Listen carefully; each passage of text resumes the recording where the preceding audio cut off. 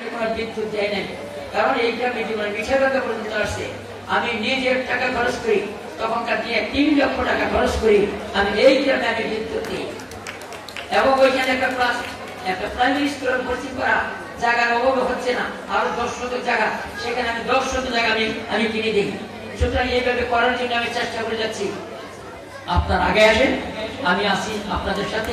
আমি বলছি এই স্কুলের উন্নয়নের জন্য আমি যা করার মতো প্রথম এখান থেকে আমি শুরু করি।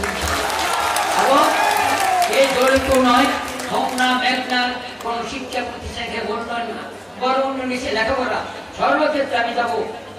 ভবন উঠছে 2টা 3টা 4টা, কিন্তু শিক্ষক আছে কিন্তু ছাত্র নাই, লেখাপড়া নাই, রেজাল্ট নাই, সেই কথা আমরা করি না। আজকে যে এই স্কুলের যে প্রধান শিক্ষক বর্তমান আসলে অত্যন্ত মেধাবী, উনি কিন্তু এই স্কুলের প্রধান শিক্ষক। আজকে ওরা জিজ্ঞেস করলাম আপনি এখানে কত কি, সব ঠিক মতো বলতে পারেন না, আপনি প্র্যাকটিস করতে হবে। আমি যখন যেটা মনে প্রাণে করবে তখন হবে।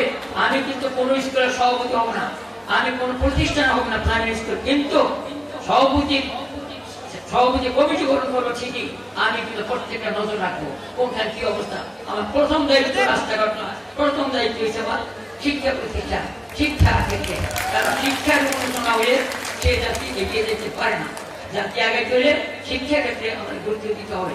বর্তমানে আমি যে শিক্ষা মন্ত্রণালয়ের স্থায়ী কমিটির একজন সদস্য, সেখানে কিন্তু আমি এতটা জানতাম না।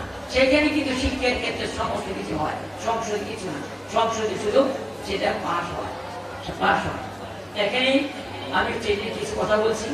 গত মাসের 17 তারিখে 18 তারিখে একটা মিটিং ছিল, সেখানে কিছু বলছি, এই অবস্থা তুলে ধরছি। আবার প্রত্যেক মাসে প্রথম সপ্তাহে হবে, সেখানে আস্তে আস্তে সমস্ত আমি তুলে ধরবো, তুলে ধরবো। আর এই সমস্ত ব্যাপারে আপনাদের অবকাঠামোগত শিক্ষার ব্যাপারে আমি যখন আসি, আপনার হোম নামের না নয়, সারা বাংলাদেশের জন্য আমার একটা ভূমিকা থাকবে, এটা বিশ্বাস করি। এই ক্ষেত্রে চিন্তা করে আপনাদের দরকার নাই, আমাকে স্মরণ করতে হয়। যারা কাজ করে, তারা কাজের মধ্যে মানুষ টিকে থাকে, অবিস্মরণীয় থাকে, সেটার মধ্যে আজকে অনেক লোক এখানে যারা প্রতিষ্ঠাতা তারা কিন্তু আজকে নাই, কিন্তু তাদের কর্ম কিন্তু রয়ে গেছে। কর্মকে আমরা স্মরণ করছি, কর্মের কারণে কিন্তু আজকে অনেক মানুষ হয়েছে।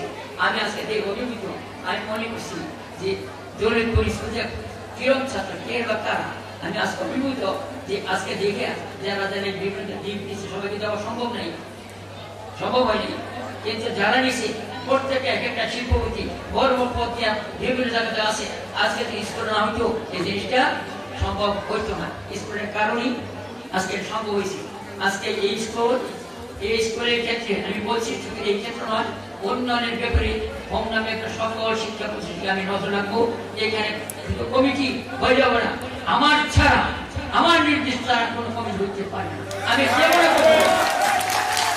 আমি জানাই যে এখানে গাঁজা খাবে, মদ খাবে, ব্যবসা করবে, এইখানে নয়, কোথাও আমি দেবো না। আমার ছাড়া আমি সব কিছু করবো, আমি আপনাদেরকে নিয়ে আমি করবো, আমি আপনাদেরকে নিয়ে করবো, আপনাদের মঙ্গলের জন্য করবো। আমি খেতে আসি না, আমি দিতে আসি না, আপনাদের করার জন্য চেষ্টা করবো। কি দিব? আপনার মনের যে ইচ্ছা, সেই ইচ্ছাটা পূরণ করবো। আমি টাকা দিব না আপনাদের, যত রাস্তাঘাট আছে আমি ইতিমধ্যে কিন্তু আমি সমস্তগুলি আজকে আমি দিয়ে দিচ্ছি। দেখবেন কিছুদিন পর থেকে আস্তে আস্তে রাস্তাঘাট শুরু হয়ে যাবে। যেটা নাকি আজকে একজন আছে আমাদের একজন অতিথি লুকিব সাহেব, উনি কিন্তু বাড়ি কিন্তু আমাদের হোমনা জগরাচ্ছ হইলেও কিন্তু এটাকে অনেকে বলে বাচ্চার করে, কারণ বলতে যারা দিচ্ছেন না। সেটা কিন্তু আমি প্রথম দিন সংসদে উঠেছি যে এটা কিন্তু এই এলাকা, যে দিন আমি সংসদে উঠেছি পরের দিন 8টায় আপনাকে কুমিল্লা এক শ্রেণী বলতেছে, আমার নাম্বারটা খুঁজিয়া আমার কাছে কথা বলছে, কি অবস্থা কবে থেকে আমি কেমন, তখন থেকে এই কার্যক্রম শুরু হয়ে গেছে। আগে ছিল 14 ফুট থেকে এখন 18 ফুট পেয়া পঞ্চায়েত শেষ জগরের শেষ পর্যন্ত যাবে। এবং দেখবেন ইনশাল্লাহ নিজের কাজও শুরু হয়ে যাবে। যদি এই ক্ষেত্রে নয়, আমি যেখানে যেটা করার মতো আপনারা বলতে হবে না, তো মাঝে মধ্যে আপনাদের সহযোগিতা দরকার আছে। আমি খুঁজে পাই বলবো, আর এখানে সন্ত্রাসী বলে কোথাও থাকতে পারবে না। মূর্খ লোককে কোনো মেম্বার চেয়ারম্যান বানানো যাবে না। সমস্ত ভূমিকা আমি নেব। আপনারা জানেন আগামী মাসে জুন মাসের 8 তারিখ নাকি 5 তারিখ উপজেলা নির্বাচন রঘুনাথে, এবং এই মাসের আগামী মাসের 8 তারিখ হবে মেঘনা। আমি কেউ ভোট এই দৃশ্যে করতে আমি দেব না। সরকার তো কোনোদিনই চায় না। সরকার খুব শক্ত, সুষ্ঠু, অবাধ ও নিরপেক্ষ নির্বাচন হবে। সেই ক্ষেত্রে আমি আগে দেখেছিলাম, এখন আরো বেশি সফল ক্ষমতা আমার কাছে। কেউ কিছু এই চিন্তা আপনার করবেন না। যদি কেউ এই চিন্তা নির্বাচন করতে যান, ভুল হবে। শুধু এই যে নয়, ইউপি নির্বাচন থেকে যত নির্বাচন আসবে প্রত্যেকটা ক্ষেত্রে আমি আপনাদেরকে নিয়ে আমি কঠোর হব। আমরা একটা সুন্দর একটা সমাধান গঠন করবো। আস্তে আস্তে এই ডাকাত বানাবো না, ভালো মানুষ তৈরি করবো। প্রথমে ভালো মানুষ তৈরি করার শিক্ষা প্রতিষ্ঠান থেকে আপনারা দেখছেন, শিক্ষা প্রতিষ্ঠান ছাড়া আগামী কয়েকদিন আগে আমরা এই ধরনের আমরা 25 বাচ্চা ভর্তি অনুষ্ঠান করছি।